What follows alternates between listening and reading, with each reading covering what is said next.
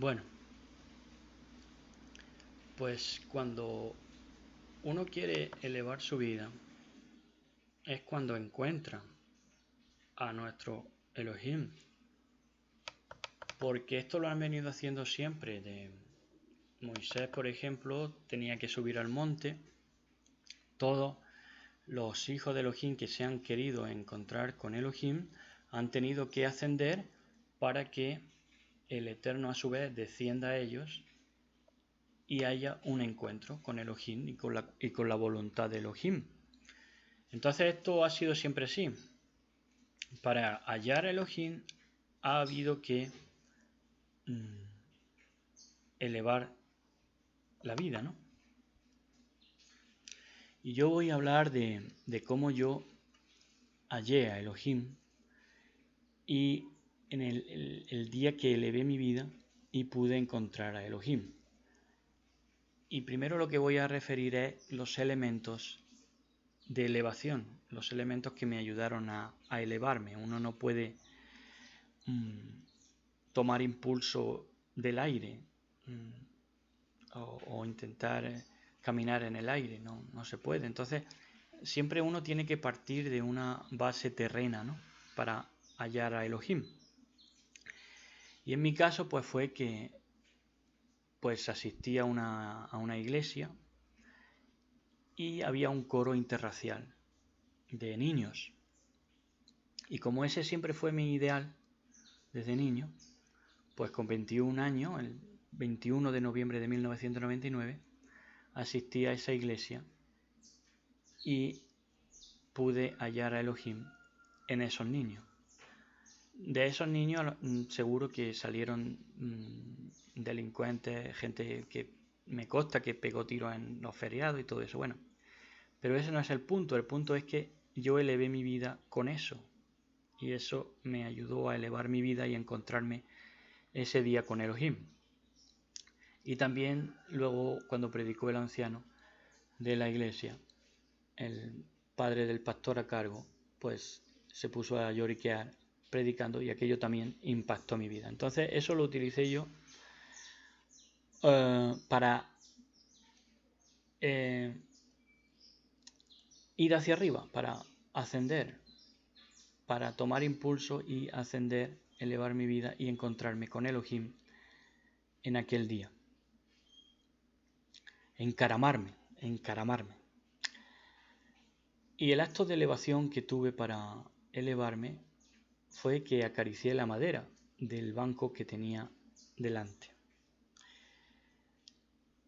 También me ayudó a elevarme aquello, y lo acaricié como si a través de aquella caricia, aquella madera, estuviera acariciando al mismísimo Elohim.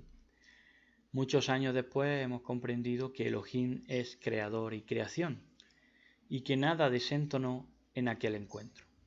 Pero eso tuve que dilucidarlo yo con el paso de los años. Cuando Elohim vino hacia mí en aquel día, pues fue en forma de oleadas de la presencia de Elohim. Entonces me venían como una especie de ráfagas de aire que atravesaban mi corazón, todo mi ser. Y entonces yo le oraba al Eterno y le decía: yo sé que soy sucio, yo sé que no soy limpio delante de ti, pero prolonga este momento, Padre, por favor, porque quiero recordarlo toda mi vida. Y aquel oleaje continuó e incluso me alzó de manos en medio de toda la iglesia expectante mirando, y noté cómo óleo, aceite, se derramaba sobre la coronilla de mi cabeza y se deslizaba por la comisura de mi barba. Yo ni siquiera me puse a limpiarme el aceite ni nada, sino que lo que quería era prolongar ese instante, ese momento al máximo para recordarlo toda mi vida. A continuación de esto, ya cuando me quisieron hacer la confesión después de esto, y que yo les relatara para controlar y todo eso, y saber de dónde venía y saber si si era, en fin, para el sistema de iglesia controlador, ¿no?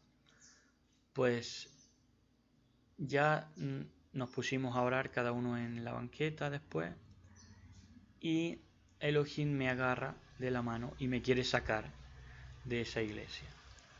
Pero tropiezo en el pasillo, yo salgo con los ojos cerrados y tropiezo en el pasillo porque un hombre fuerte, una sepia con bigote muy alto, se me pone en el pasillo y entonces mi cabeza tropieza con su pecho.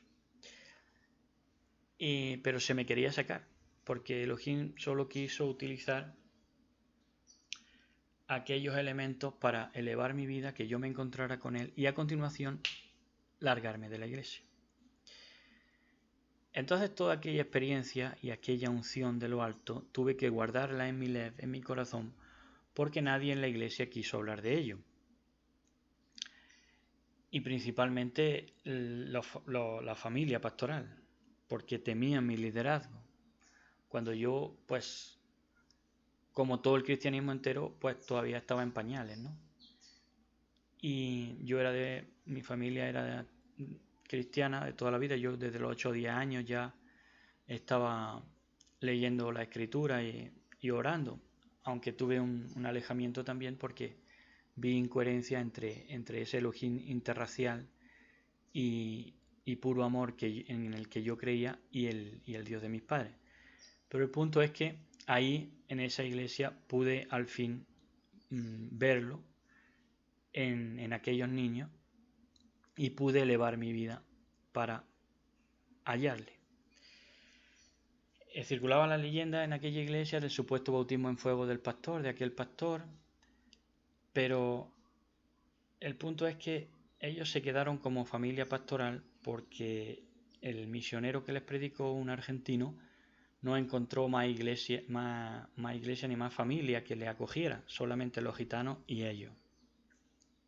Entonces se quedaron con el poder de ganar dinero a expuertas y a costa de la ignorancia de la gente.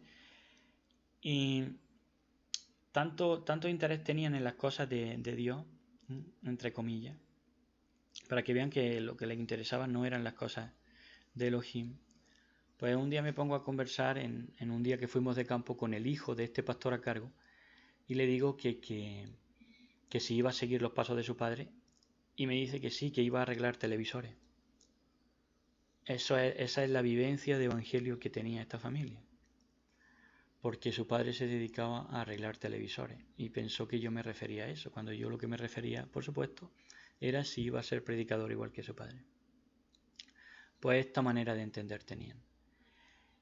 Entonces, en la primera entrevista que tenemos con este pastor a cargo, ya pues nos dice que tendrían que sangrarnos las rodillas para que hiciéramos carrera allí con ellos, porque por lo visto allí todos eran unos oradores terribles, ¿no? Y lo que quería era ponernos pues entre la espada y la pared de tomar la decisión de dejar de ir, porque no querían que fuéramos, no por el daño que pudiéramos hacer, ni porque pudiéramos mezclarnos con las ovejitas que tenían ni nada, sino porque la mierda que tenían que ocultar allí. No querían que se le destapara. Entonces le pedí otra entrevista ya después de esa, ya cuando ya estábamos bien, ya arreglamos y tal. Vamos, lo arreglamos, que yo pues no podía decirle otra cosa. Entonces pues yo le pedí otra entrevista para hacerle ver lo que quería hacerle ver. Pero antes, como él sabía que yo lo que le iba a hacer ver es que el escepticismo es incompatible con la fe, el escepticismo es incompatible con la fe y no se le haría plato de buen gusto que un pipiolo como yo pusiera las cosas en su sitio, pues le doné un manuscrito de poesía. Porque yo no iba a tener contacto editorial hasta muchos años después, y él seguro que conocería editores. Pero el motivo principal, el motivo mayor de donarle aquel libro de poemas, una vez ya integrado en la iglesia, pero atestiguando el mismo escepticismo con otros que llegaban, es decir, con toda la gente que llegaban eran escépticos igual, pues mi mayor objetivo fue para que pudiera conocerme. Y dudo que lo mirara a aquel libro alguna vez, yo creo que ni lo abriría. De haber visto mi corazón en esos versos, y ese era el objeto, no hubiera vuelto a dudar de la intención de hallar a Dios que todos teníamos al llegar allí. Pero no era eso lo que el pastor quería, no era que halláramos a Dios los que llegábamos allí. Lo que quería era que la iglesia fuera un monopolio familiar de por vida, que no hubiera más nuevas ovejas que los hijos que fueran teniendo sus conversos y serviles. Que sí, que predicaban en la calle para que le vieran algún interés en el prójimo a este pastor, que por cierto él no sabía quién era el prójimo, lo preguntó alguna vez y lo dejó en el aire. Pero aquel pastor nunca salió con nosotros a predicar en la calle, lo cual demuestra la fe en el evangelio que tenía. Una vez una mujer, ya una señora casada, que venía sola, con sed de la verdad, como todo, dijo alguna palabra que no sonó bien a aquellos ministerios, a aquellos ministros, y llevaba solo unos días viniendo. Y se oyó un murmullo en toda la iglesia donde la pusieron casi de diablo, y ya no volvió a aparecer aquella mujer en la iglesia. Estas eran las piedras de tropiezo que más le valdría echarse una piedra de molino al cuello. Ese pastor luego a la postre fue apartado del cargo cuando se descubrieron casos de corrupción, casos de desfalco, que se iba con el dinero de los feligreses a Estados Unidos. Una serie de corruptelas que fueron tramitadas, fueron querelladas y todo eso. Esa iglesia acabó querellada unos con los otros. Y entonces fue apartado del cargo, llegó otro oportunista, pero ese arreglador de televisores del que hablo, ese pastor a cargo de aquella iglesia en el que yo encontré a Elohim aquel día, siguió durante décadas y aleccionando a los niños evangélicos de toda la ciudad en los colegios. Ahí le dejaron seguir todos los evangélicos de la ciudad. Y una vez le mandé recuerdo a través de uno de mis sobrinos. Le respondió a mi sobrino que no conocía a ningún Pedro. Y tamaña extrañeza demuestra el embuste, porque todos conocemos a algún Pedro. Y es que no tenían solución, eran instrumentos de vileza decorados con corbatas y canas. Ellos se querían hacer a la idea de que no me conocían porque tenían que negar pues aquella ministración y aquel ridículo que hicieron y todo lo que implicó, porque como digo, no querían que nadie se enterara ni de mi unción, de la cual fueron todos testigos, ni del señalamiento que Elohim mismo me hizo como su siervo, ¿no? Aunque a mí me quedaba mucho trecho por avanzar y muchas revelaciones que tener, pero ahí me señaló mi Elohim y ellos se encargaron de tapar para que nadie reparara en aquello y ellos se quedaran allí sin ninguna dificultad y encima teniendo miedo de mí de que yo me hiciera líder o algo, cuando yo hacía algún estudio de Apocalipsis o algo, me metía en profecía y me echaba humo a la cabeza, si yo no sabía cómo iba a saber si estábamos en ese sistema. Bueno, y aquel sistema que decía creer en Dios sin creer en el ser humano se fue derrumbando. Pero ese día en que Elohim tocó mi corazón y ungió mi cabeza fue el día más importante de mi vida.